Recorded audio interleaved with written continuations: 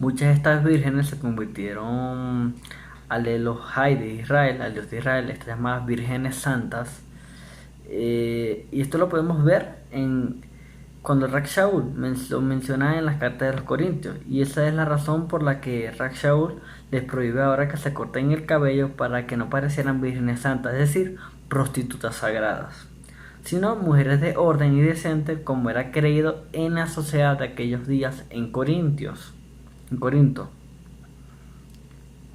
En el lenguaje de hoy en día, principalmente en el mundo católico, el concepto de virginidad está asociado principalmente a la integridad del himen, que solo sería deshecho normalmente por una relación sexual. Ahora, así que la iglesia romana, por medio de esto, bajo esta perspectiva, declara que María es virgen antes y después del nacimiento de Jesús, queriendo afirmar que concibió sin intervención varonil, en otras palabras, sin intervención de José, que Jesús al nacer no rompió ese himen que hace que la mujer sea virgen, sino que pasó como pasó un rayo por el cristal, es decir, que no lo rompe ni lo mancha. Y que María, posterior al nacimiento de Jesús, esta parte que dice que María, posterior al nacimiento de Jesús, jamás tuvo relaciones conyugales con su esposo José. Esto lo maneja la iglesia romana, pero la iglesia reformista, que es lo que conocemos como iglesia evangélica, protestante, niega esta teología reformada, debido a que la reforma trató de separarse, digamos, de esos conceptos paganos. Sin embargo, aún conserva algunas cosas paganas, y por eso estamos hoy aquí desinfectando todas estas cosas paganas. En el lenguaje tanto de los judíos griegos como en los hebreos, el término virgen se utiliza de una forma más expandida, una forma más elástica. No se limitaba en modo alguno a indicar hombre o mujer sin experiencia sexual. De hecho, existen inscripciones griegas encontradas en las catacumbas judías de Roma, nos revelan que la palabra virgen podía aplicarse incluso después de años de matrimonio, y se preguntarán cómo es esto. A la esposa o el esposo, implicando que probablemente en el matrimonio en cuestión, que era el primero para él, el primero para ella, no tuvieron relaciones sexuales, incluso después de estar casados, vivir juntos bajo un mismo techo. Ahora, en el término hebreo, bíblico y rabínico, la palabra betula, esto aparece mucho, lo vemos en el Código Real, cuando se habla del nacimiento virginal, para darle un nombre, no bajo el auspicio o el pensamiento greco-romano, sino bajo el fundamento de la Torá. Para explicar un poquito mejor, vamos a citar lo que dice el Humash, como describe a Rebeca. Dice el Humash que Rebeca era una muchacha muy hermosa, una virgen, atentos con esto, una virgen que ningún hombre ha conocido. Porque el Humash dice virgen que ningún hombre ha conocido. ¿Cuál es el concepto hebraico? ¿Qué es esto? Si según nuestro criterio o pensamiento actual, virginidad es una mujer que no ha tenido relaciones, pero en la Torah, el trasfondo de la palabra virginidad hemos visto que es algo aún más profundo. ¿Ok? Cuando la Torah habla de que es una mujer virgen que no ha conocido ningún hombre, no se refiere a virgen porque no ha tenido relaciones sexuales, porque si se refiere a virgen que no ha tenido relaciones sexuales, no fuera colocado y que ningún hombre ha conocido, sino que hace una énfasis en estas dos palabras que parecía que hubiera una redundancia, pero desde la perspectiva hebraica de la Torah no hay, sino que hace referencia primero que Rebeca no había tenido relaciones sexuales, por eso que dice que ningún hombre ha conocido, para certificar eso. Pero después aparece virgen, y la traducción en el hebreo que aparece aquí es betula, que hablaba que tenía un problema de fertilidad, que no podía fecundar, que no podía producir óvulos. Debido a esto, era una virgen que no había conocido ningún hombre, es decir, que tenía la virginidad porque no podía menstruar, o mejor dicho, no podía ovular, por eso era virgen, por lo tanto no podía generar fertilidad en su vientre, sino que también se le suma a Rebeca la virginidad de que no había tenido relación sexual. Por eso el Chumash describe una virgen que no conoció ningún hombre o que ningún hombre ha conocido. Este mismo término Betula aparece en el nacimiento de nuestro don Yeshua HaMashiach para referirse a Miriam o a María. Esto hay que tenerlo en cuenta, la palabra Betula, relacionarla con lo que es problema de fertilidad o una mujer que está pasada de edad que no puede ya concebir o una mujer que tiene un vientre o una matriz muy inmadura que no le produce óvulos. Okay. Los rabinos explican también que una mujer virgen también puede ser que no ha tenido relaciones sexuales, como aparece en Tosefta Shevit 2.15. Como dije anteriormente, porque los rabinos dan esta explicación para diferenciar la palabra Betula de la otra palabra que decía que no ha conocido ni un hombre, dando una énfasis que hay un doble significado en la connotación de Rebeca. Sin embargo, otro uso bien establecido de Betula, como dije anteriormente, no se asocia a lo que conocemos como virginidad con ausencia de experiencia sexual, sino, como dije anteriormente, con la incapacidad de concebir, sea porque ya pasó el tiempo para concebir o sea porque no tiene una matriz suficiente madura que le produzca óvulo para que pueda concebir. Vemos en la historia de la Torah que muchas mujeres han tenido problemas para concebir, problemas de fertilidad, y siempre que pasa esto es porque Hashem va a traer para abrir la matriz para que esa persona que venga por esa mujer venga a una misión específica y especial, la cual es necesario que naciera así por un vientre infértil para que Hashem obre. Pero sin embargo, para entender mejor, vamos a ver un poquito más adelante, este tipo de virginidad no termina con la relación sexual, sino con la menstruación. ¿Qué quiere decir eso? Una persona o una mujer que ha tenido relaciones sexuales pero no ha ovulado, por la Torah se considera virgen. Una mujer que ha tenido relaciones sexuales y aunque fuera de alta edad y no ha menstruado, aún esa mujer se considera virgen, debido a que no ha podido, no hay ese proceso que hace que la mujer pierda esa parte de virginidad, ya que la Torah no nos habla solamente de una virginidad sexual, sino la parte del himen, que es la sexual, y la parte de ovular, que es la parte que debería producir la menstruación. Después, cuando una mujer menstrua, es porque sabemos el óvulo pasó su tiempo, no fecundó y este se autodestruye. Debido a que una mujer que no puede ovular no le baja la menstruación y sigue siendo virgen. Pero una mujer que Hashem obra en ella y hace que ovule un óvulo especial y tenga un hijo y después no le viene la menstruación, sigue siendo virgen aunque haya parido. ¿Por qué? Porque la Torah habla que una mujer que no ha menstruado se le considera Betula virgen. ¿Por qué virgen? Porque una mujer que es infértil, que no puede ovular, sigue siendo virgen.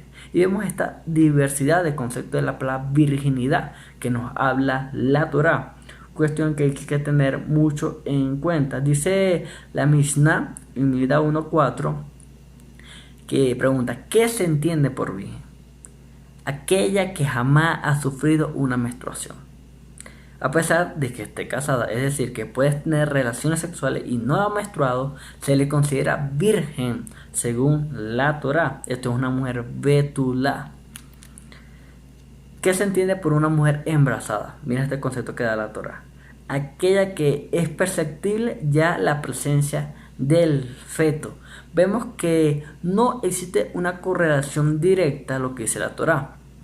En el acto de proceso normal del ser humano, una mujer menstrua, ovula, queda embarazada y eso hace que crezca un feto. Pero cuando una mujer no fecunda y queda embarazada porque Hashem abrió matriz, como fue el caso de Rebeca, Raquel y estas mujeres que hablamos en el inicio, son mujeres que Hashem permitió que salieran embarazadas. Por tanto, a esa persona se le sintió perceptible la presencia del feto, pero aún eran vírgenes, aún con la presencia del feto, no sexualmente, pero sí porque no menstruaban. Ahora vamos a ver qué dice la Mishnah, porque se entiende por una mujer que da de pecho. Es importante entender los conceptos de la Torah, que son muy diferentes a los conceptos tradicionales del hombre. Y dice, aquella que amamanta a su hijo hasta el momento que lo desteta. Si ha dado el hijo a una nodriza para que lo amamante, o le ha quitado el pecho o ha muerto el hijo, se propaga la impureza en ella desde las 24 horas con efecto retroactivo. ¿Qué quiere decir esto? Una mujer que va a amamantar y no amamanta, sea porque se lo da nodriza o porque el bebé muere, esa leche, como no es expulsada, se contamina, por eso se le considera impura. Y vemos como la Torah relaciona todas las actividades de la mujer con un orden de purificación, de porque algo permite. Hashem permite el óvulo para que éste fecunde y nazca un feto. Si una mujer el óvulo no fecunda, la mujer, eso es lo que les causa la menstruación. Pero primero, si una mujer no es fértil, no puede ovular, y si no puede ovular, no puede menstruar. Este es el orden de la Torah. ¿Por qué la mujer se considera impura cuando menstrua? Porque no hubo un orden para que ovulara o para que el óvulo fecundara, y si no fecundó, el óvulo se autodestruye y eso impurifica a la mujer. Por eso es que la menstruación es la manera de que la mujer es un tiempo de purificación de la mujer. Por eso es que está impura en ese tiempo. Y nos damos cuenta cuando vemos estos conceptos de Torah que habla la Mishnah referente a estas cosas. Es importante tener en cuenta este concepto hebraico de la Torah para entender mejor el nacimiento de nuestro Adón Yeshua HaMashiach. Ahora, es importante que dice el Tosefta. Llama virgen a la que nunca ha visto sangre, menstruación, aunque esté casado, es lo que dije anteriormente, y haya tenido hijos, hasta que ha visto la primera manifestación de menstruación. Lo que dije anteriormente, Tosefta lo afirma, y es que una mujer que Hashem le abre la matriz y está fecunda y tiene un hijo, aún que para el hijo y aún no menstrua, aún se considera virgen hasta que le venga la primera menstruación. Ahí deja de considerarse virgen aunque haya tenido relación sexual. El Talmud de Jerusalén, en el Tratado de Nidá 49, nos dice: ¿quién es virgen? Según las Mishnah, la que nunca ha visto sangre de menstruación, aunque esté casada. Ya vemos que esta es la tercera vez o el tercer verso de una Mishnah que nos afirma que una mujer virgen no es aquella que solamente se considera por acto sexual, sino aquella que no ha podido menstruar, porque no ha podido ovular, porque no es fértil. Y de ahí sale la palabra betulá en conexión con esto. Por eso que dice, aunque esté casada. Y se dice que ella es virgen aludiendo a la menstruación, pero no virgen respecto a la prenda de la virginidad, el himen. Fíjense, aunque haya perdido el himen, es decir, haya tenido relaciones sexuales, se sigue considerando virgen si no ha menstruado. A veces se es virgen en este último aspecto, pero no en la menstruación. Es decir, que una mujer que ha menstruado y no ha tenido relaciones sexuales, aún se considera virgen. ¿Por qué?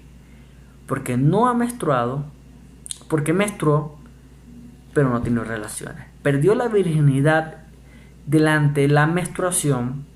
El proceso de menstruación, por su fertilidad, ya pasó la pubertad, pero aún no ha roto el himen, que aún lo considera virgen. Vemos como la Torah habla de diferentes maneras como se le puede considerar virgen a una mujer. En la Torah, en la escritura, vemos palabras como Nahara, que significa niña, Alma, joven o jovencita. Esta palabra hay que anotarla, Alma. Es como escribir alma, pero la última lleva un acento y una H al final. Betula, que significa joven, que es infértil. Habla de infertilidad. una virgen alma es una muchacha joven que no ha tenido menstruación. Por lo tanto, no podría concebir.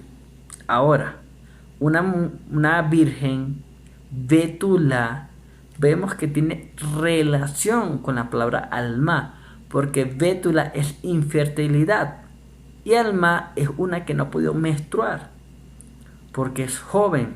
Vemos la relación de la palabra alma y bétula. Esto hay que tenerlo mucho en cuenta para entender lo que dijo Isaías en el capítulo 7, verso 14 y lo que aparece en el Código Real o Nuevo Testamento.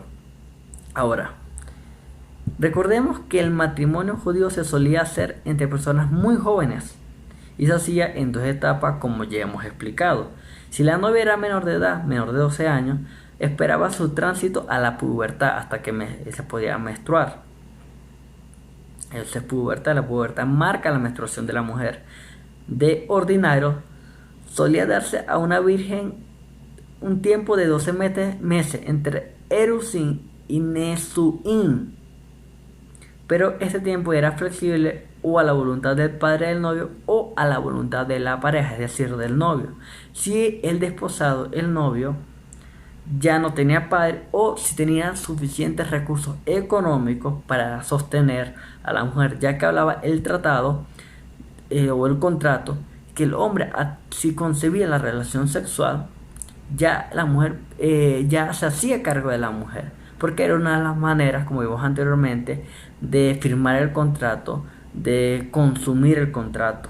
Ahora, una muchacha podía, como hemos visto, casarse y cohabitar con su marido antes de alcanzar la pubertad. Cuando se ovula y consecuentemente viene la menstruación, porque ese es el orden, de hecho, parecen haberse dado bastantes frecuencias polémicas entre las dos principales escuelas rabínicas del siglo I sobre si una muchacha mancha de sangre la noche de boda, es decir, virgen respecto a la menstruación. Por eso que dice sobre si una muchacha mancha de sangre la noche de boda de una menor, es decir, recalco, virgen respecto a la menstruación, debería atribuirse a la ruptura del himen o a su primer periodo. Vamos a ver qué nos dice la Torá en los tratados de Mishnah, o lo que nos dice la Mishnah, que dice si una mujer que tiene relaciones sexuales y mancha de sangre, se le considera menstruación o si se le considera himen, perder lo que es la virginidad.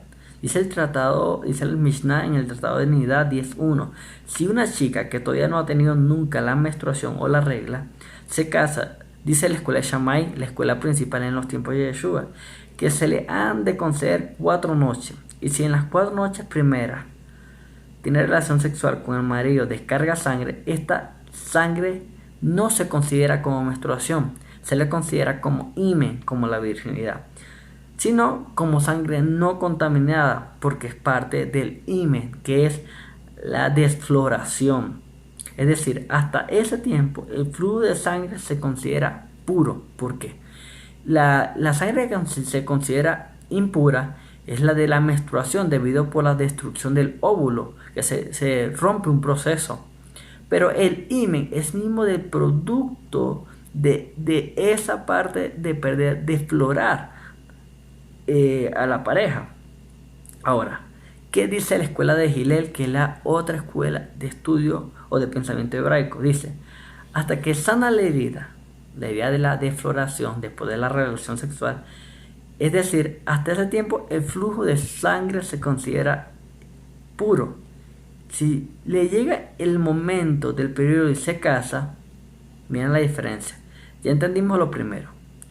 Si una mujer que no ha tenido menstruación, la escuela de Shammai dice que durante las primeras 4 noches se le considera parte del himen. Después de las 4 primeras noches ya se le considera menstruación. Pero la casa de Hillel dice no, se le considera himen hasta que sane la herida de la defloración. Es decir, que si tardaba 4 días, 5 días, 10 días, sea lo que tardaba el proceso para que cicatrizara, aún se consideraba, aunque botara sangre, como parte del himen y no como menstruación. Después que se cicatrizaba y la mujer seguía botando sangre, ahí sí se le consideraba menstruación, es decir, sangre impura.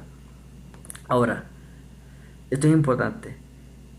Si le llega el momento del periodo y se casa, la escuela de Shammai dice que se le considera la primera noche en la se le considera como efecto de la defloración a partir de la segunda noche como efecto de menstruación y por tanto contaminante. Es decir, si una mujer que vive en casa de su padre antes de casarse le viene la menstruación, va a la noche de boda, tiene relaciones, consumen el matrimonio, la primera relación se le considera como himen, pero a partir de la segunda relación se le considera como ¿qué? Como ya menstruación, sangre impura. Esto hay que tenerlo en cuenta. Ahora, la escuela de Hillel afirma hasta el término del ¿qué? Del día Shabbat, o sea, el sábado al caer en la noche. 4 noches la Virgen se casaba habitualmente un miércoles. ¿Por qué decía 4 noches? Las vírgenes, las mujeres, las fétulas se casaban normalmente un miércoles y si contamos en el orden hebraico, vemos que se cumplen la fecha de 4 días o 4 noches después de la noche del día que conocemos como sábado. Ahora, ¿qué dice? Si ya en casa de su padre había sufrido el periodo, la escuela de Shammai enseña que se le ha de conceder la cópula de obligación, la primera unión. En caso de que en la primera unión se desprenda sangre de la mujer, no se considera menstruación. Es decir, vuelvo y recalco lo que dije anteriormente, si una mujer menstrua en casa de su padre y se casa y tiene después relaciones sexuales, se le considera en la primera relación como himen, como pérdida de virginidad, y en la segunda relación ya se le considera menstruación, sangre impura. Después de la primera relación se le considera sangre impura. Ahora,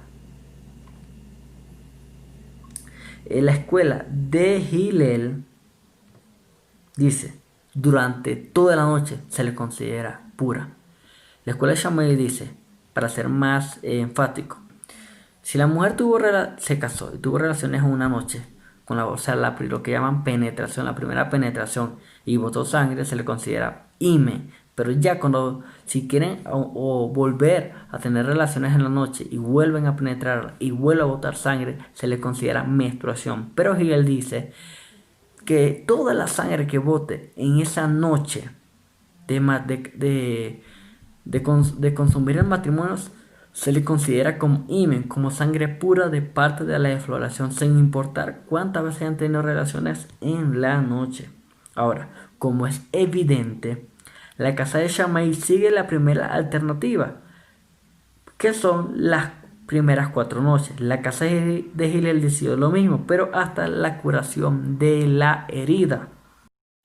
Ahora, otra consecuencia de tal estado de cosas era que una muchacha podía concebir cuando era betulá o virgen respecto a la menstruación, es decir, en el momento de su primera ovulación. Podía convertirse en una madre virgen. Recordemos lo que dije anteriormente, vamos a repasar rápido. Una mujer betulá virgen puede ser virgen o es virgen porque no ha tenido relaciones sexuales y también es virgen porque no ha menstruado, es decir, que puede menstruar y sigue siendo virgen porque no ha tenido relaciones y puede tener relaciones y sigue siendo virgen porque no ha menstruado porque es infértil. Esto nos avala la Torá. Este es el significado de la Torá. Por eso hay que tenerlo en cuenta. Por eso que dice, podría convertirse en una madre virgen. Tener hijos porque Hashem obró y le abrió la matriz y dio óvulos especiales para que nacieran, pero nunca menstruó, así que sigue siendo virgen. Por eso, de hecho, en el caso de que aún quede embarazada una segunda vez, antes de la menstruación, podía ser, según afirma Eliezer Ben Hircano. ¿En qué afirman esto? En lo que es la Torá, cuando la Torá habla de la palabra betulá. Por eso es que aún tiene un segundo hijo y no ha menstruado, se le puede considerar madre virgen de varios hijos. No porque no haya tenido relaciones sexuales, sino por el simple hecho de que no ha menstruado. Y muchas personas se preguntarán, pero si no menstrua, ¿cómo sale embarazada? Si la menstruación viene producto de la ovulación de un óvulo que no fecundó y esto produce el proceso de autodestrucción del óvulo, lo que causa la menstruación de la mujer. Exactamente, una mujer que no menstrua no ovula. Y si no ovula, sigue siendo virgen. Pero si Hashem abre matriz, como fue el caso de Rebeca, Sara, lo que hablamos al principio de la clase, nos damos cuenta que Hashem abre matriz y permitió un óvulo especial y hace que la persona fecunde. Esto lo vamos a ver un poco más, con más amplitud, cuando hablemos exactamente de qué pasó, cómo pasó con Miriam o con María. Ok. Además, en un periodo en los conocimientos filológicos era rudimentario. La bendición suprema de la fecundidad se atribuía con toda naturalidad a Dios. Esto quiere decir que aún bajo los pensamientos o los conocimientos filológicos, cuando sucedía esto, se le atribuía a que había sido Dios mismo, que había sido Dios que había obrado en esa concebir o en ese embarazo. La reacción ante a tal acontecimiento era algo tan insólito como el embarazo antes del inicio de pubertad. Hay dos cosas que vemos en la Torá, como Hashem obra, en mujeres que han pasado de edad. Han pasado de edad y han podido quedar embarazadas, aun cuando ya no podían ovular porque habían pasado de edad.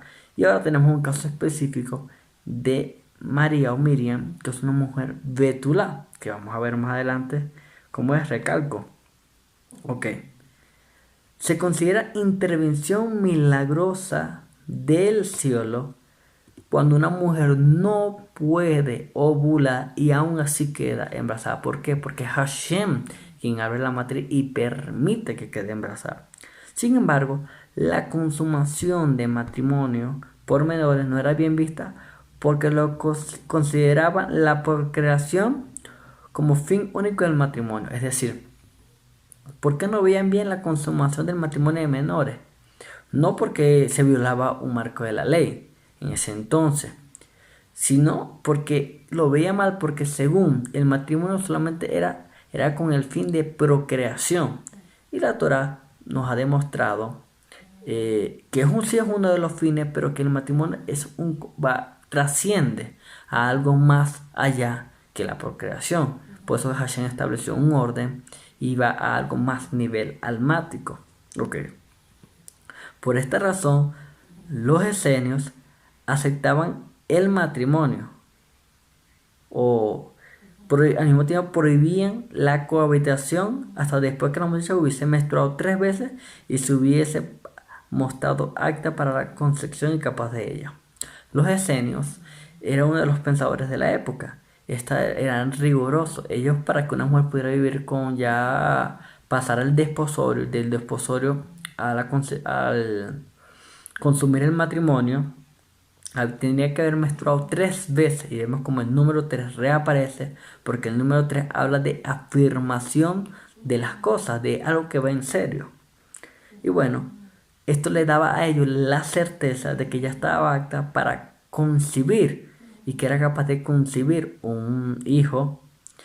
Vamos a ver el Josefo, Guerra de los Judíos 2160. Dice: más aún, hay otro orden de los esenios que coinciden con el resto de los grupos judíos respecto a su estilo de vida y costumbre y leyes, pero son diferentes en ello en el punto del matrimonio, pues estos esenios pensaban que si no se casaban, cortarían la parte principal de la vida humana, que es la posibilidad de la sucesión, y que si todos los hombres fueran de la misma opinión, toda la humanidad perecería. Sin embargo, prueban a sus cónyuges 3 años y se encuentran que tienen sus expulsiones naturales 3 veces como pruebas de que serán fecundadas, entonces sí se casaban. ¿Qué habla este tratado de Josefo de Guerra de los Judíos? Habla que los esenios eran el tipo de persona o su rito. Se refiere a que después que una mujer menstruaba 3 veces, es que podían ver al hombre y podían consumir el matrimonio, porque a la tercera menstruación, a su criterio, ya estaba apta para fecundar, ya que a su criterio el matrimonio tiene como único objetivo la procreación. Por eso es que después de la tercera menstruación es que se casaban. Ahora, anoten, la tradición del embarazo. En el judaísmo del segundo templo se tenía la creencia que si una mujer era virgen en su primera relación conyugal sexual, no quedaba embarazada nunca. ¿Por qué? Narra en el tiempo de desposorio a consumación, el año de laxo que se le daba, durante ese año, esa primera menstruación, por darle así, o mejor dicho, esa primera relación sexual, bajo a sus pensamientos, era imposible que quedaran embarazadas. Tradición del embarazo. En el judaísmo del segundo templo se tenía la creencia que si una mujer era virgen, este virgen sí se refiere al himen, a la relación sexual. En su primera relación conyugal sexual no quedaba embarazada. La creencia en el segundo templo era una mujer que era virgen, era imposible que quedara embarazada. Esto hay que anotarlo. Una mujer que tiene himen todavía, que no ha perdido el himen, es decir, que no ha tenido relaciones sexuales, nunca quedaba embarazada en el segundo, en el judaísmo del segundo templo. Recalcamos, en el judaísmo del segundo templo, una mujer, si era virgen, no tenía, que aún conservaba el himen, que no había tenido relaciones sexuales, no quedaba embarazada nunca. Si una mujer en el segundo templo se casaba y supuestamente era virgen por relación sexual y quedaba embarazada, se le consideraba como si hubiera tenido relaciones sexuales con otra persona, es decir, antes que su esposo. ¿Por qué? Porque no era común y era imposible que quedara embarazada en su primera relación sexual, que es cuando se rompe el himen. Hay que anotar esto del judaísmo del segundo templo. Ok, vamos a colocar todo esto en perspectiva, porque esto nos dará el entorno social, histórico y religioso de la realidad que vivieron Yosef y Miriam, los padres de nuestro santo maestro Yeshua HaMashiach. Vamos a poner un poquito más de atención, o mejor dicho, a tomar más apuntes todavía en esta parte. Y es que el tema de la monarquía. Si el aspirante al trono de David, como hemos visto, no era vía paterna, no calificaba para el puesto, aun cuando su madre sea hija de David. Esto hay que anotar. Monarquía, reinado davídico. El reinado davídico se da por vía paterna, no por vía materna. Primer punto. Tenemos ese. Ok. El nacimiento ocurre por participación de dos personas y Hashem. El padre, la madre y Hashem, que da ese soplo del espíritu en el ser humano. Tenemos el segundo apunte. Tenemos el primero, recalcamos. En el linaje o en el reinado davídico, el reinado se da por vía paterna. Si la mamá es judía y el padre no puede ser heredero al trono. Solamente si el papá es del linaje de David. Segundo, el nacimiento ocurre por la participación de dos personas y Hashem, el padre, la madre y ¿quién? La esencia divina de Hashem, Rúa. Ok, El matrimonio, tercer punto, el matrimonio judío es totalmente legal si el novio, teniendo la mayoría de edad, decide consumar el matrimonio sin venir juntos bajo la jupa. Recalcamos, si el novio decide consumar el matrimonio sin venir juntos bajo la jupa, era legal en el judaísmo del segundo templo. ¿Por qué? Porque era una manera de consumar el matrimonio, no solamente bajo los jupas, sino bajo la relación sexual, siempre y cuando el novio tuviera cómo hacerse cargo de la mujer. Otro punto, una virgen es una alma que aún no ovula y que por tanto no puede concebir. Repetimos, una virgen es un alma que aún no ovula, por lo tanto no puede concebir. Esta alma es lo que aparece, es la referencia de virginidad que aparece en Isaías 7:14. Ok. Otro punto, una virgen judía no concibe en su primera relación sexual. Esto pasó y sigue pasando en la primera relación sexual. Una virgen judía que no, o sea, que no ha tenido relaciones sexuales, no puede concebir. Cuando pierden el himen, no puede concebir un bebé todavía. Por eso la tradición era que estaban juntos toda una noche, de modo que el primer intento no quedaba, pero el segundo o después sí quedaba embarazada. Ok, cuando juntamos todo esto, cuando colocamos todo esto en el código real, en este escenario del judaísmo del segundo templo, pregúntense y anoten esta pregunta: ¿a qué conclusión llegamos en relación al nacimiento de Yeshua? ¿Qué nos dice la Torá? ¿Cómo fue el nacimiento de Yeshua? ¿Fue un nacimiento virginal o un nacimiento sobrenatural? Ok. Vamos a sumar un elemento más al escenario que nos permita responder de una manera más acertada. Ok. Filón era un sabio del segundo templo. Dice, relaciona la virginidad otra vez con la incapacidad de concebir. Para Filón, la esterilidad de la mujer se había pasado, la edad de ser fecundada equivalía a la virginidad. Repetimos, para Filón, la esterilidad de la mujer que había pasado la edad de ser fecundada equivalía a la virginidad. ¿De dónde sale este concepto de Filón? Si estudiamos y repasamos lo que vimos, una mujer bétula que tiene incapacidad para concebir puede ser una mujer que ya pasó la edad correspondiente para ovular, por lo tanto no puede concebir, como es el caso de la esposa de Abraham. Ahora, si hablamos de una mujer, una virgen, alma y bétula, estamos hablando de una mujer joven que no puede concebir. Primero, porque es joven, y segundo, porque tiene problemas de esterilidad, o sea que es infértil.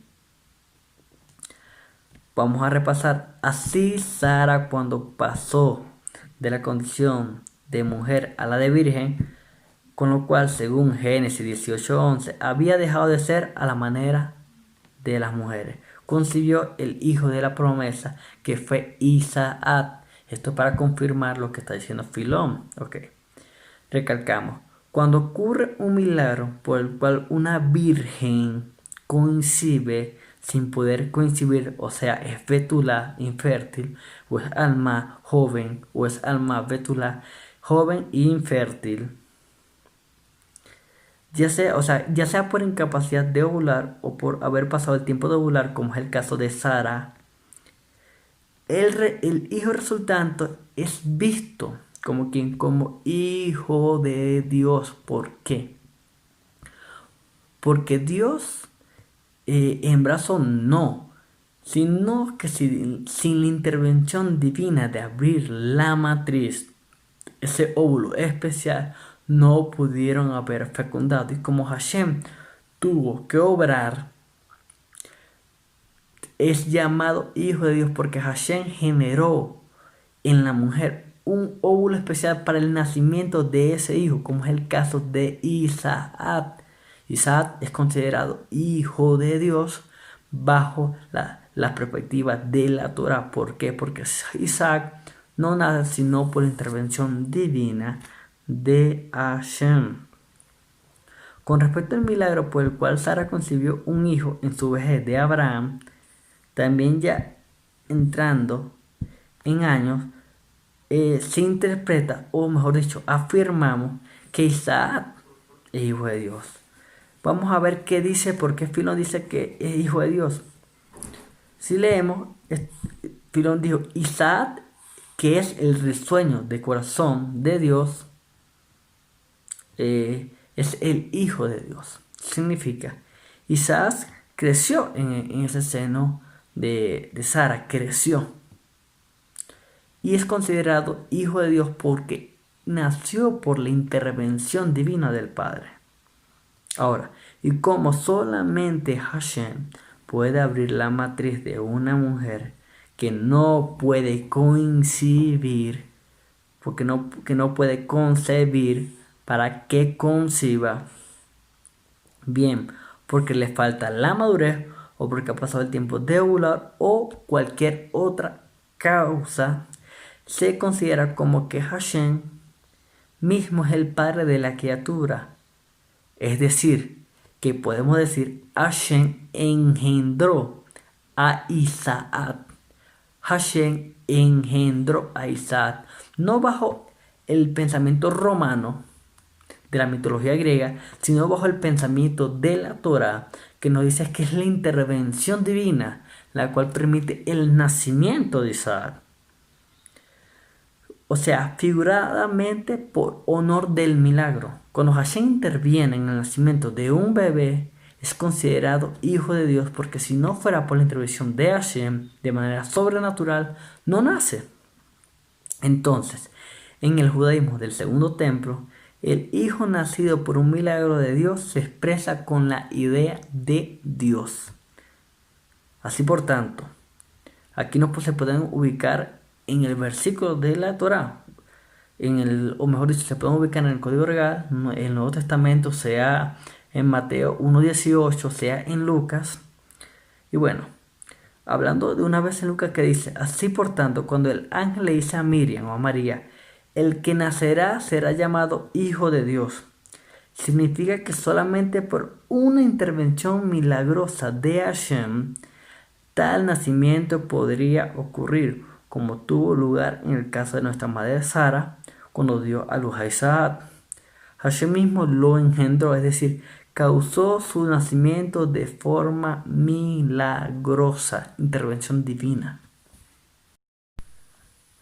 Ok, en Lucas 1, verso 26 dice, a una virgen comprometida en matrimonio, cuyo varón de nombre era José de la casa de David y el nombre de la virgen era María. Al entender el concepto hebraico de la Torah, lo que significa la palabra virgen desde el contexto hebraico, diría algo así, en una traducción más exacta o más apegada al hebreo. ¿Cómo diría? Diría así: a una alma, o sea, virgen, a una alma judía, una virgen judía, dada en erusín, matrimonio, a un varón judío cuyo nombre era Joseph de la casa de David y el nombre de la alma, o sea, de la virgen, era quien, Miriam o María. Si vamos al verso 34 en la traducción Reina Valera dice, entonces María dijo al ángel, ¿cómo ocurrirá esto? Pues no conozco varón alguno. Ok, ¿qué significa esto?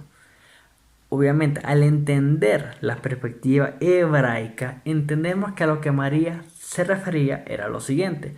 Ahora lo voy a leer en un código real que viene con una traducción hebraica para que vean la exactitud que tiene estas palabras en la parte hebraica. Como estas palabras afirman lo que lo dijimos anteriormente. Dice así, 34. Entonces Miriam, que es María, le dijo al mensajero celestial, el ángel, ¿qué tendré que hacer para que esto se cumpla? Pues no he tenido relaciones íntimas con varón. Vemos que cuando María dice, ¿cómo ocurrirá esto? Es decir, ¿qué tengo que hacer yo para que esto ocurra? Y si bajamos un poco del 34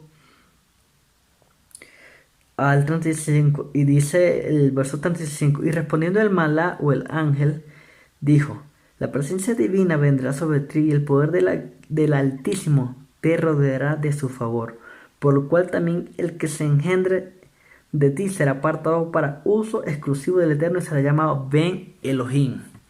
Si leemos en la Reina Valera, respondiendo el ángel le dijo, el Espíritu Santo, presencia divina, la rúa de Hashem, vendrá sobre ti y el poder del Altísimo te hará sombra, por lo cual también los nacidos será llamado santo, hijo de Dios. Vemos, al entender el pensamiento hebraico, como María, cuando le dice el ángel qué ocurre, era preguntándole qué hago para que esto se cumpla.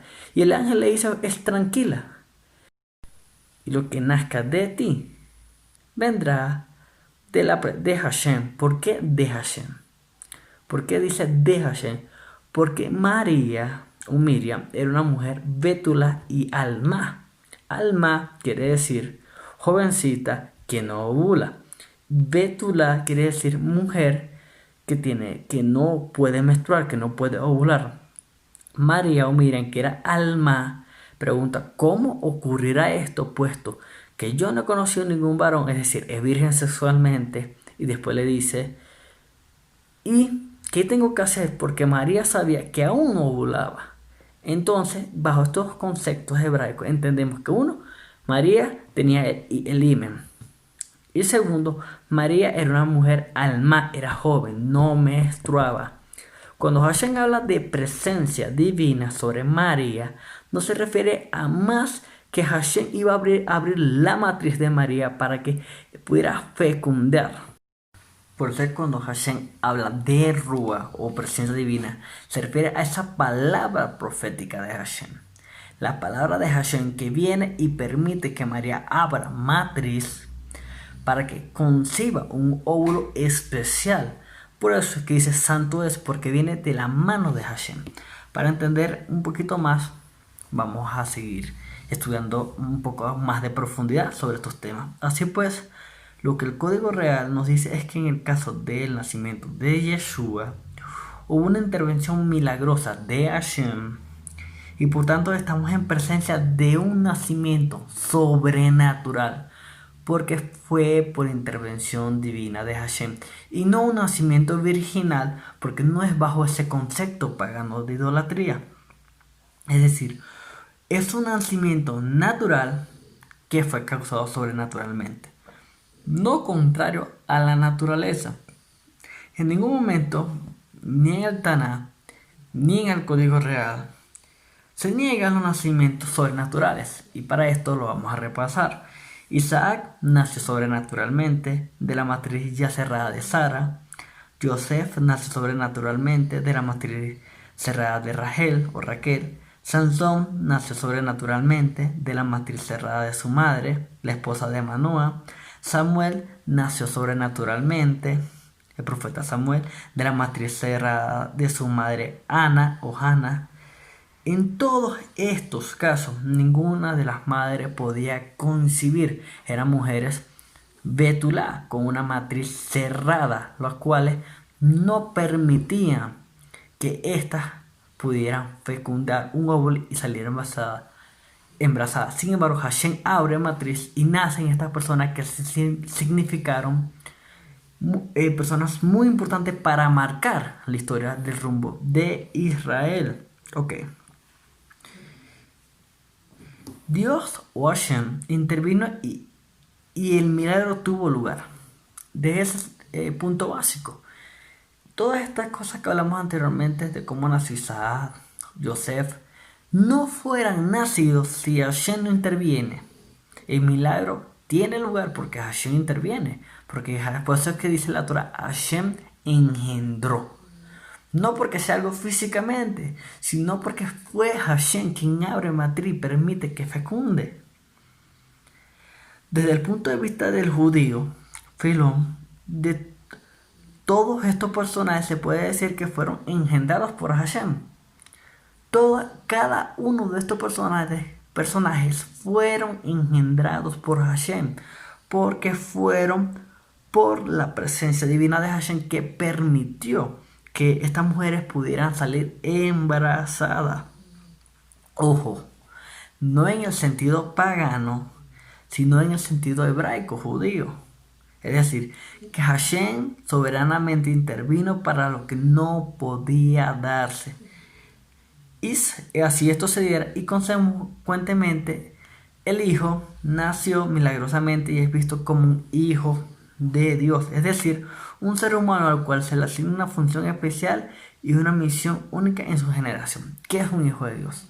Un ser humano común que se le asigna una función especial y una misión única en su generación. ¿Por qué? Hashem abre matriz porque es necesario que nazca esa persona, porque tiene algo único que hacer. Por eso se le llama Ben Elohim, hijo de Elohim, hijo del Altísimo.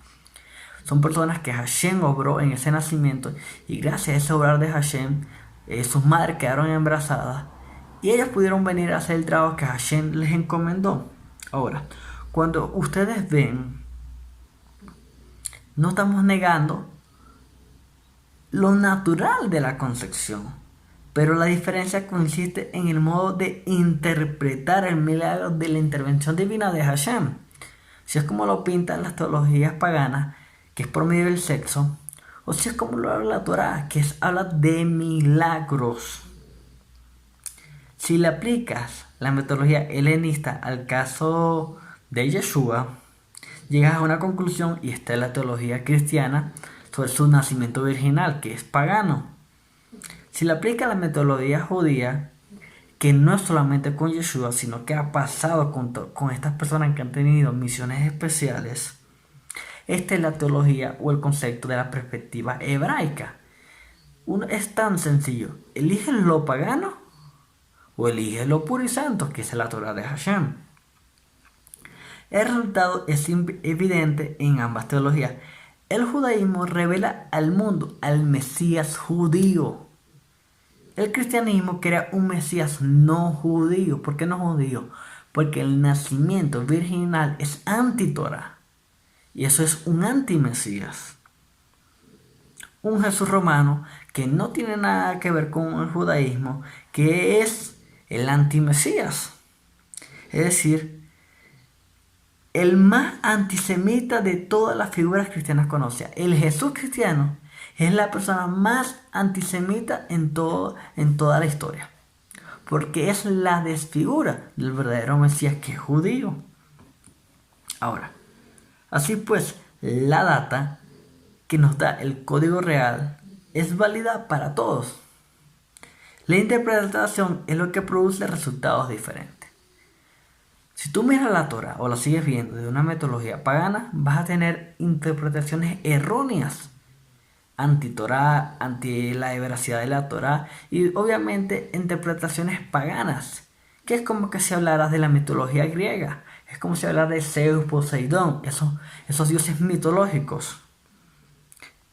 Pero cuando interpretas desde la Torah de Hashem la perspectiva hebraica, te das cuenta que Hashem obra en todo, y todo alaba a Hashem porque obra. Como Nexaritas, no negamos lo sobrenatural de la concepción de Yeshua, porque Yeshua nació sobrenaturalmente. Yeshua nació de una manera sobrenatural, porque Hashem intervino en el embarazo de Miriam. Si Hashem no interviene, no nace Yeshua, no fecunda la madre el óvulo, no fecunda con el esperma. Pero la interpretación y la conclusión teológica que tenemos es totalmente diferente porque no aplicamos lo helenista de concebir la concepción sin intervención de varón para recalcar el milagro. El problema de la concepción helenista que quieren es sobre espiritualizar tanto las cosas que terminan creando un término pagano, como es decir que Hashem embarazó a Miriam, porque al decir que no hubo intervención de hombre que da lo que es la sustancia blanca, está diciendo que Hashem puso la sustancia blanca. Y la sustancia blanca es producto de la relación sexual. Le están atribuyendo algo totalmente pagado a Hashem y burlándose el nombre sagrado de nuestro creador. Por eso es necesario restaurar los principios hebraicos de la Torah y entender que Hashem sí obró milagrosamente en el nacimiento de nuestro don Yeshua HaMashiach, pero no desde la perspectiva pagana, sino desde la perspectiva que narra la Torah de Hashem. Ahora, ¿qué hacemos? Nosotros seguimos las pautas que nos da la Torah, nos regimos por la Torah de Hashem, nos regimos por la palabra de Hashem, no de los pensamientos filológicos y filosóficos del hombre. Para nosotros los pensamientos filológicos y filosóficos del hombre no tienen provecho alguno, solamente la Torah de Hashem es sabiduría infinita. Por eso, hacemos las cosas a la manera hebraica de los milagros. Entendemos las cosas de acuerdo como Hashem lo revela en su Torah. Cuando interviene Dios por un lado, sin dejar por el otro la intervención del Padre. Esto es un ejemplo. De tal manera que sigue el curso natural establecido por Dios, pero de una forma sobrenatural.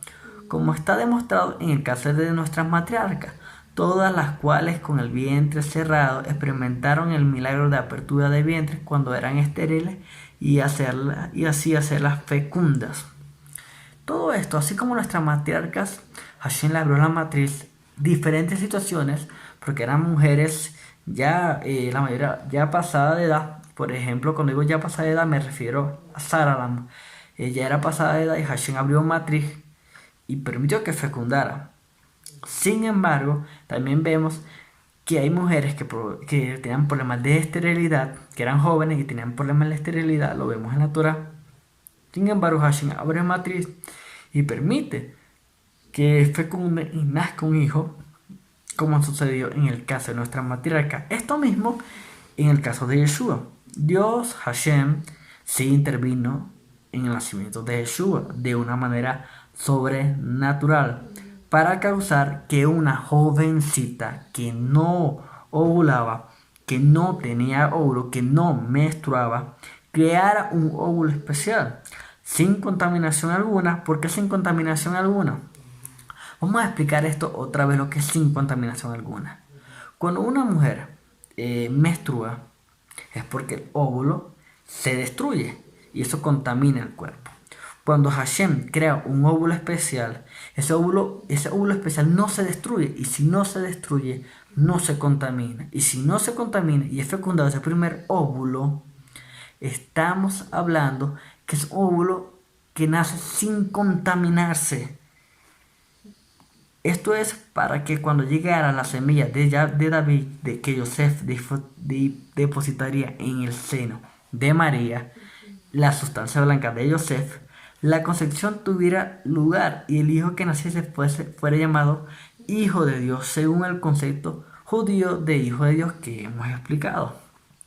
Nos damos cuenta que Yosef sí tuvo partícipe en el nacimiento de Yeshua, porque tú tenías que poner la sustancia blanca, pero que Yeshua nace sin mancha, sin pecado, debido a que, sin impureza, debido a que María produjo un óvulo especial, el cual no estaba contaminado, el cual no estaba manchado, lo cual permite que nuestro Adón fuera llamado el Hijo de Elohim, porque Hashem mismo intervino en el embarazo de María, no desde la perspectiva pagana, sino desde la perspectiva hebraica de la Torah.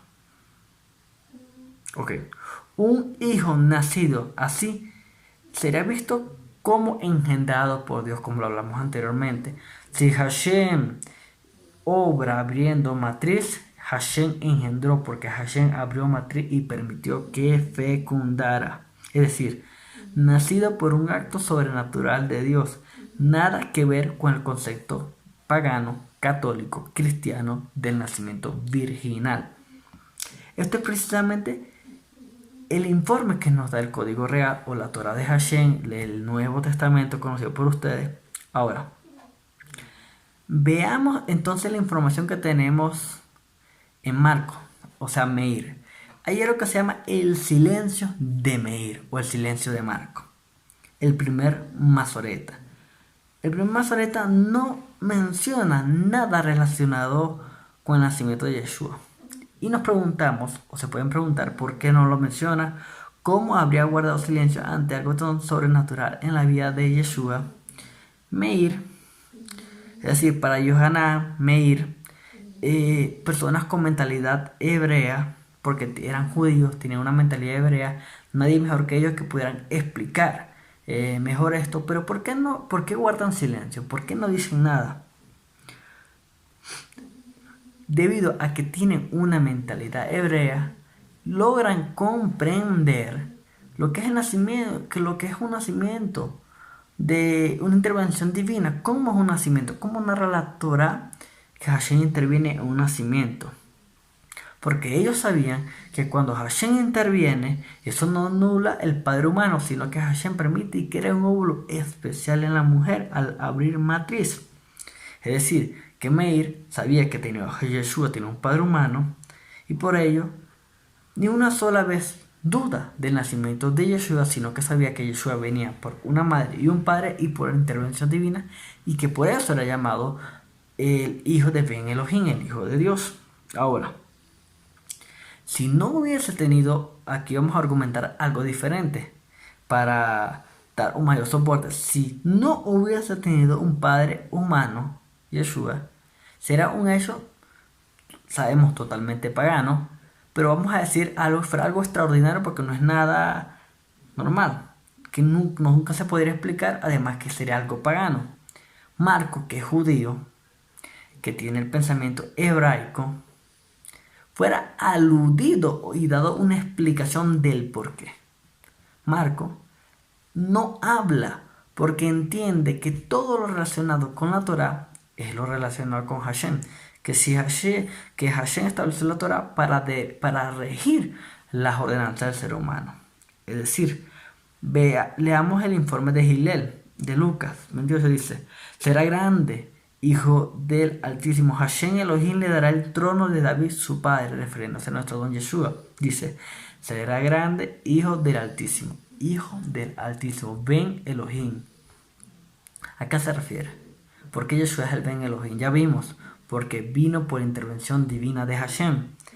Le dará el trono de David su padre. Ya entendimos que si Yeshua le van a dar el trono de David su padre, sabemos que el orden davídico es a través del hombre, de padre a hijo. Entonces Joseph, como el mismo Melech o la misma Torah nos habla, que era hijo y descendiente de David, Joseph tuvo que intervenir, o sea, tuvo relaciones sexuales con María para que naciera Yeshua y así pudiera ser heredero del trono.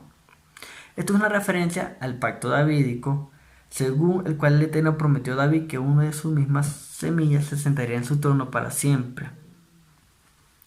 En el Salmo 132 nos dice: el Señor le ha dado a David un firme juramento que no revocará. A uno de tus propios descendientes lo pondré en tu trono. ¿Por qué insiste el ángel que el Espíritu Santo vendría sobre Miriam para causar el milagro del nacimiento sobrenatural del Mesías? Porque el ángel insiste en algo. ¿Por qué no lo dice de otra manera? Esta es otra pregunta que nos podemos sacar. Ok. Es importante entender que existió una corriente espúrea judía. Esto es desde los tiempos de Noé, que había enseñado que los ángeles caídos podían tener relaciones sexuales con las mujeres y causar el nacimiento de personas importantes. Esta corriente desviada de la Torah, ellos decían que si venía alguien importante era porque un ángel caído había coincidido a una mujer, la había embarazado. Ok. Por ejemplo, uno de los documentos encontrados en el Qur'án cuenta la historia de Lamed. Lamed, preocupado porque Noé, el hijo nacido de él y su mujer, pudiese haber sido engendrado por un ángel caído. Buscó seguridades del heno celeste, su abuelo, que conocía todas las cosas, lo cual da a entender que para el siglo I, un grupo judío, reinterpretando el Génesis 6, 2, 4, creía en que los ángeles caídos podrían engendrar hijos de mujeres. Ok. Para que, bajo el pensamiento y el auspicio del pensamiento hebraico de la Torá, para que esto no se fuera a pensar que fue el caso de Yeshua, para que no se pervirtiera el nacimiento de Yeshua, Hillel cuidadosamente registra las palabras del ángel, explicando que lo que aquí está ocurriendo no tiene nada que ver con esas falacias de divinidades embarazando mujeres, y incluso el propio Yeshua, ya grande, echa por tierra esa posibilidad, enseñándolo que solamente los hombres se casan y se dan en casamiento y tienen hijos e hijas, pero no así los ángeles, que ni se casan, que ni se dan en casamiento, es decir, no pueden engendrar. Hillel 20:34. Ok. Precisamente lo que el ángel primero y Jesús después quieren evitar es lo que el cristianismo vino y hizo después. Diciendo que Joseph no fue padre de Jesús, sino que Miriam fue embarazada por el Espíritu Santo, es decir, por una divinidad. El ángel y nuestro don Yeshua querían evitar esta mala interpretación de la Torah, para que no dijeran una cosa tan obscena como eso, porque es un insulto al nombre santo de Hashem. Y más contra nuestro don también es un gran insulto. Sin embargo, como vemos, sucedió estas interpretaciones fuera de la Torah. Hillel 2:27 dijo: y movido por el Espíritu vino al templo, y cuando los padres del niño Yeshua lo trajeron al templo para hacer por él lo conforme al rito de la ley, circuncisión y la oración, Hillel 2:41 dice: iban sus padres todos los años a Jerusalén en la fiesta de Pesaj o Pascua. Ok, después de la visita del ángel a Miriam, ella se fue a la casa de su parienta. Ok, ¿cuántos días después? Muchos se preguntarán qué pasó entre los días después y la partida de Miriam a Judea. Evidentemente, ahí tuvo lugar lo que es Nisuín, la consumación del matrimonio.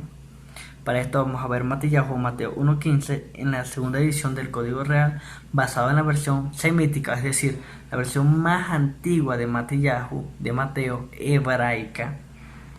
El antiguo masoreta siriaco hallado en el monasterio del monte Sinaí afirman que fue Joseph quien engendró a Miriam, a Yeshua llamado el Mashiach. Ahora, Yohanan claramente afirma que Joseph fue el padre de Yeshua. Yohanan 1:45 dice: Felipe halló a Natanael y le dijo: hemos hallado aquel de quien escribió Moisés en la ley, así como los profetas, a Yeshua, el hijo de José de Nazaret. Yohanan dice 6:42, eso es Juan, y decía: ¿no es este el hijo de Joseph, cuyo padre y madre nosotros conocemos? Pues ¿cómo pues dice este, del cielo he descendido? Rabino Rav Shaul también nos da también testimonio. Romanos nos dice claramente que Yeshua es hijo biológico de David y dado en el judaísmo. Como hemos explicado, el padre es quien da la monarquía y da el derecho de reinado. Claro, esto es Joseph. Ok. Otra manera de certificar esto tenemos las ebionitas. ¿Quiénes son? ¿O quiénes fueron? Ellos testificaban que Joseph y Miriam fueron los padres de Yeshua. Ahora, las manipulaciones cristianas de los textos de Mateo y Lucas para intentar borrar la paternidad de Yeshua demuestran que esa era la creencia original. Cuando ponemos toda esta información junta y dentro del entorno judío del tema que nos ocupa y le aplicamos el pensamiento judío o hebraico de interpretación de los mismos, una sola conclusión es posible de acuerdo a la Torá. Y es que Joseph fue el padre humano de Yeshua. Y esto no afecta para nada la mesianidad de Yeshua. Porque si nos ubicamos en la Torá, primero, Joseph es descendiente de David. Para que Yeshua pudiera heredar el reinado, tenía que ser Joseph su padre. O sea, para que Yeshua fuera rey, Joseph tenía que ser su padre biológico, ya que no solamente era de padre a hijo, sino que tenía que ser de padre biológico, como hemos hablado. Eso por una parte. Además que vemos como Shaul, como en Mateo, como Lucas, como el mismo Meir, afirman estas palabras de que Yeshua tuvo una madre que fue Miriam y tuvo su padre que era Joseph, y bajo la concepción y el pensamiento hebraico y judaico vemos que Hashem interviene, sí, un hombre, una mujer, y la intervención divina de Hashem, y que Hashem interviene y es purificando la sangre del ser humano o de la mujer, y permitiendo que ésta ovule y dando un óvulo especial para que nazca o para que se forme el feto. En otras palabras, el gran milagro no estuvo en la ausencia de Joseph, sino en el hecho de que una joven judía, que era Alma Betula, que no ovulaba, fue capacitada por Hashem de una manera sobrenatural mediante la creación de un óvulo singular para concebir al hijo de David, el Mesías de Israel. De esta forma, Yeshua nace de forma perfecta, sin la mancha del pecado, y se mantuvo sin pecado durante toda su vida. Yeshua nace sin la mancha del pecado porque fue un óvulo especial diseñado por Hashem en el vientre de Miriam, y se mantuvo toda su vida sin pecado porque se mantuvo pegado a la Torah de Hashem. Expuesto a todo tipo de tentación, fue Yeshua común a todos los hombres, pero sin fallar una sola vez, como está escrito en nuestro libro Hebreos 7, 26 al 28. Nos convencía a tener un Cohen Gadol o sumo sacerdote así, santo, irreprochable, puro, apartado de los pecadores y exaltado sobre los cielos. A diferencia de los otros sumos sacerdotes, él no tenía que ofrecer sacrificio día tras día, primero por sus propios pecados y luego por los del pueblo, porque él ofreció el sacrificio una sola vez para siempre cuando se ofreció a sí mismo. Y de hecho, la ley designa como sumo sacerdote a hombres débiles, pero el juramento posterior a la ley designa al Hijo, quien ha sido hecho perfecto para siempre. Este es nuestro Adón Yeshua HaMashiach. ¿Cómo fue perfeccionado para siempre? El mismo autor inspirado nos da la respuesta, Hebreos 5:7. En los días de su vida mortal, Yeshua ofreció oraciones, súplicas con fuerte clamor y lágrimas al que podía salvarlo de la muerte, y fue escuchado por su reverente sumisión. Aunque era hijo, mediante el sufrimiento aprendió a obedecer, y consumada su perfección llegó a ser autor de salvación eterna para todos los que lo obedecen. Y Dios, Hashem, lo nombró Cohen Gadol según el orden de Melquisedec. Solamente eso le da el mérito para nuestra redención. Así pues, el temor cristiano es infundado no es real. Recuerden lo que dijimos al principio, que para un cristiano, si Jesús no nació por obra y gracia del Espíritu Santo sin la intervención de José, entonces no es libre del pecado original que se transmitía sexualmente de padre a hijo.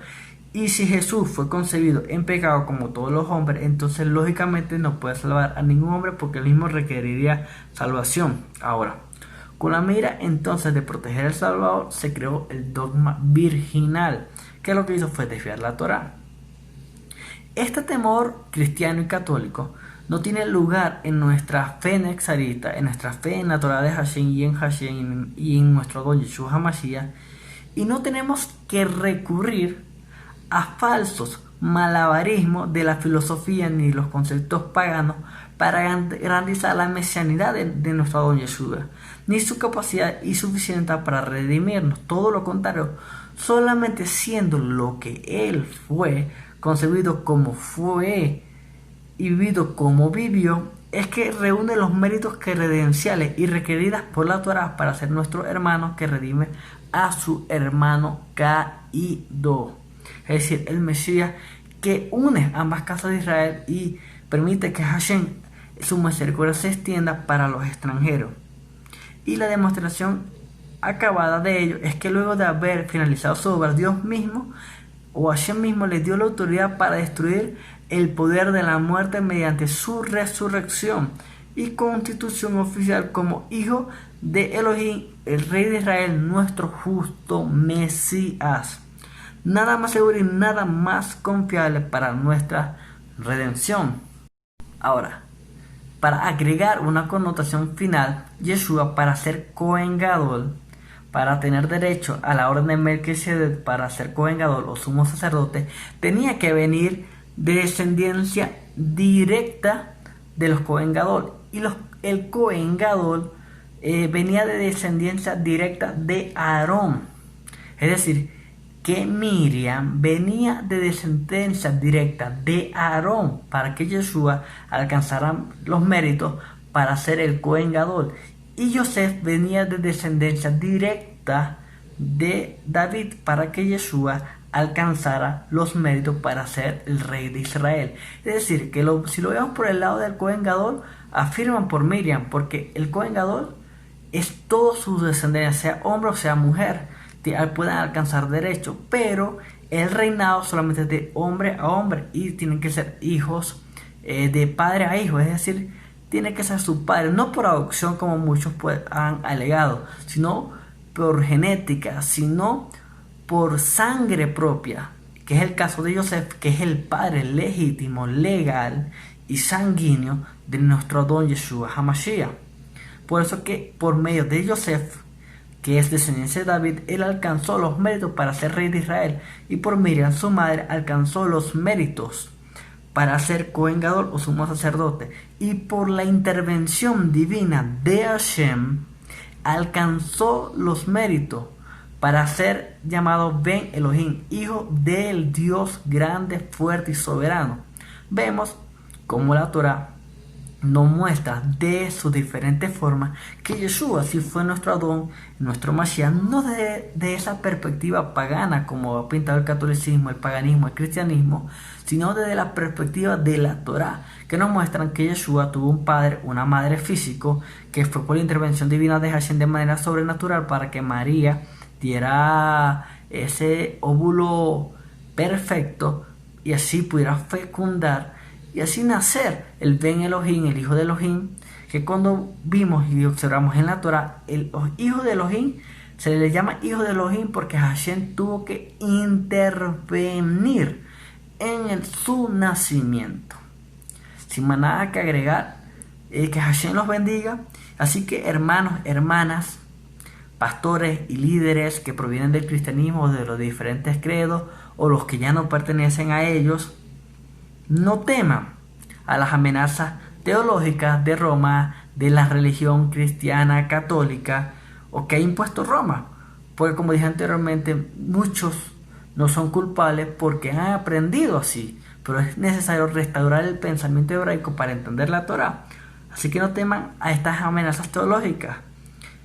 La única zona de total seguridad en la Torah de Hashem, en los profetas y en el Código Real, cuando lo estudiamos y lo interpretamos, es dentro de su entorno hebreo natural. Si pensamos pagano, entendemos mal. Si pensamos con el pensamiento hebraico, entenderemos los secretos de la Torah. Y como pueden ver, que Yosef sea su padre biológico, no interfiere en la mesianidad de Yeshua, nuestro Adón. En otra clase hablaremos de lo que es el Mesías, de qué es el Mesías, para entender a más plenitud de lo que significa esa misión mesiánica de nuestro Adón, de por qué murió y por qué tiene que venir por segunda vez. Así que shalom, shalom, que el Eterno les bendiga y les guarde. Y les espero en la segunda clase que les siga esta, que vamos a hablar sobre el Ruach HaKodesh o el Espíritu Santo.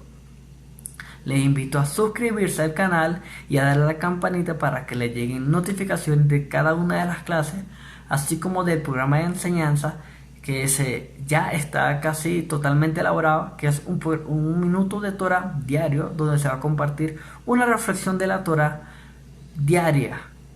Así que shalom, shalom otra vez, el Eterno les bendiga grandemente.